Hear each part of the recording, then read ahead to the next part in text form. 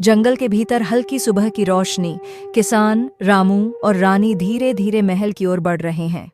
रानी अभी भी कमजोर है और नाग उन्हें दूर से देख रहा है। रानी, अब डरने की जरूरत नहीं है। ये रास्ता सुरक्षित है।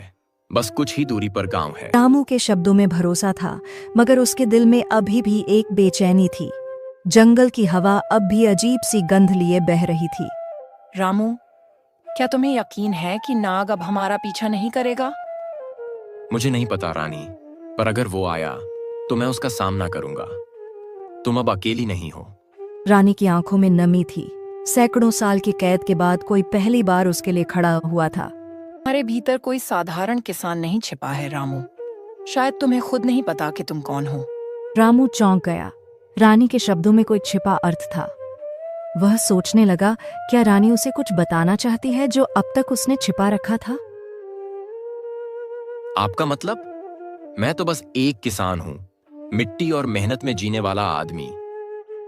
सैकड़ों साल पहले जब मुझे श्राप मिला, एक भविष्यवाणी भी हुई थी। कहा गया था कि एक दिन कोई मनुष्य जो धरती से प्रेम करता है आएगा और मुझे मुक्त करेगा। वह वही होगा जो नाग के वंश को समाप्त करने की शक्ति रखेगा। मतलब वो मनुष्य मैं? रानी ने सिर झुका दिया, जैसे सच को स्वीकार कर लिया हो। दूर कहीं नाग का फुफकारता हुआ स्वर फिर से सुनाई दिया। नाग, गहरी आवाज में। रानी, मैंने कहा था, कोई भी तुम्हें मुझसे नहीं छीन सकता।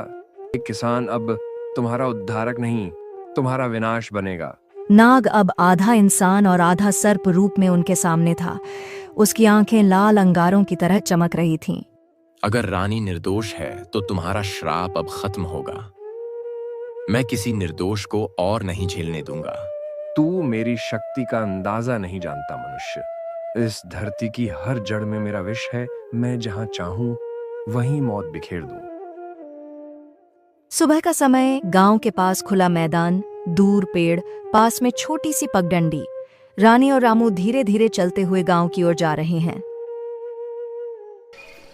रानी जी देखिए, ये खेत हैं जहां मैं काम करता हूं। यहीं मेरी पूरी दुनिया थी। मिट्टी, फसल, बारिश का इंतजार। मुझे कभी नहीं लगा था कि कभी मैं किसी रानी के साथ ऐसे चलूंगा और किसी नाग, श्राप, गुफा जैसी बातों में फंस जाऊंगा। अब सब कुछ बदला बदला सा लग रहा है, पर ये खेत, ये अब भी वही हैं, सादे और सच्चे। रामू, तुम्हारी यही सादगी और इस मिट्टी से तुम्हारा प्रेम ही तुम्हारी सबसे बड़ी ताकत है। मैं सदियों तक पत्थर बनी रही, लेकिन दूर किसी खेत से आती हल्की सी खुशबू मुझे याद दिलाती थी कि ज़मीन पर अभी भी ऐसे लोग हैं जो बिना जादू के भी चमत्कार कर देते हैं। तुम जैसे किसान ही धरती की असली शान हो, और अब तुम्हारे खेत मुझे भी अपना सा लगने लगे हैं। दोनों एक पेड़ की छांव के नीचे थोड़ी देर बैठ जाते हैं। रानी जी, सच बताऊं, मुझे अब भी डर लगता है। नाग तो चला गया, श्राप भी टूट गया, लेकिन उसके बारे में सोचते ही लगता है कि कहीं उसका असर अभी भी इस जमीन पर बाकी तो नहीं। गांव वाले अगर जान गए कि मैं एक शापित रानी को लेकर आ रहा हूं, तो शायद मुझसे भी डर जाएंगे। उन्हें समझाना आसान नहीं होगा। तुम्हारा डर झूठा नहीं है रामू, ये जिम्मेदारी का डर है। नाग भले अब सामने नहीं है, पर उसका नाम ही लोगों के दिल में दहशत पैदा कर सकता है। अगर गांव वालों ने सुना कि नाग और रानी दोनों इस खेतों के आसपास रहे हैं, तो कुछ लोग हमें भाग्य का वरदान मानेंगे, कुछ लोग अपशकुन। तुम्हें तय करना होगा कि सच कैसे और कब बताना है। मैं तुम्हारे साथ हूँ, लेकिन फैसला तुम्हारा होगा, क्योंकि ये तुम्हारा गांव है, तुम्हारे लोग हैं। मैं चाहता हूं कि उन्हें सच्चाई पता चले, लेकिन धीरे धीरे। पहले मैं उन्हें तुम्हारे बारे में सिर्फ इतना कहूंगा कि आप दूर के राज्य से आई हैं और मुसीबत में थीं। नाग वाली बात, श्राप वाली बात, ये सब मैं तुरंत नहीं कह सकता। अगर मैं कहूंगा कि एक रानी गुफा में पत्थर बनकर पड़ी थी और एक नाग ने उसे कैद किया था, तो लोग मुझे ही पागल समझेंगे। वो मेरी बातों पर हंसेंगे या डर जाएंगे। जो कह रहे हो बिल्कुल सही है। हर सच को एक बार में नहीं खोलना चाहिए, वरना लोग सच से भाग जाते हैं। नाग का नाम अभी मत लेना। बस इतना कहो कि तुमने एक अन्यायी से किसी को बचाया है। जब लोग तुम्हारी आंखों में सच्चाई देखेंगे, तभी वे आगे की बात भी मानेंगे। समय आने पर नाग की कहानी भी सुनी जाएगी, लेकिन अभी नहीं। अभी उन्हें विश्वास की जरूरत है, डर की नहीं। सुबह का समय। गांव में हल्की धूप फैली है। रामू और रानी गांव में प्रवेश करते हैं। बच्चे खेल रहे हैं और कुछ लोग दूर से देखते हैं। रानी जी, आज गांव में थोड़ा भीड़ भाड़ रहती है। लोग कम बोलेंगे, ज्यादा देखेंगे। पाल बाद में पूछेंगे। बस आप डरिएगा नहीं, मैं साथ हूँ। रामू, अब तो मुझे तुम्हारे गांव की हवा भी पहचानने लगी है। सालों बाद ऐसा लगता है कि कोई जगह मुझे अपने पास बुला रही है। रामू और रानी धीरे धीरे चौपाल की ओर बढ़ते हैं। कुछ किसान फुसफुसाते हैं, अरे ये कौन है, नई औरत है क्या? लेकिन किसी में आगे आकर पूछने की हिम्मत नहीं। तभी दूर से एक परिचित आवाज आती है। अरे रामुआ, सुना था तू जंगल गया था, पर ये तो नहीं सुना था कि रानी लेकर लौटेगा। काका, ये रानी जी हैं, दूर के राज्य से आई हैं, मुसीबत में थीं। मैंने बस मदद कर दी। काका की आंखें तेज थीं। वे बूढ़े जरूर थे पर दिल से किसान और दिमाग से एकदम साफ। उन्होंने रानी को गौर से देखा, जैसे किसी पुराने राज को पहचानने की कोशिश कर रहे हों। गांव की पगडंडी पर रामू धीरे धीरे चल रहा था। शाम उतर चुकी थी और चारों तरफ हल्की हवा बह रही थी। उसके मन में एक ही बात थी, बकरी को वापस कैसे लाना है। काफी दिन हो गए अपनी बकरी को देखे हुए। उम्मीद है काका ने अच्छे से रखा होगा। मैं जानता हूं कि वो किसी चीज की कमी नहीं होने देते, पर मन तो आखिर मन है। चलो आज जाकर पूछ ही लूं कि सब ठीक है या नहीं।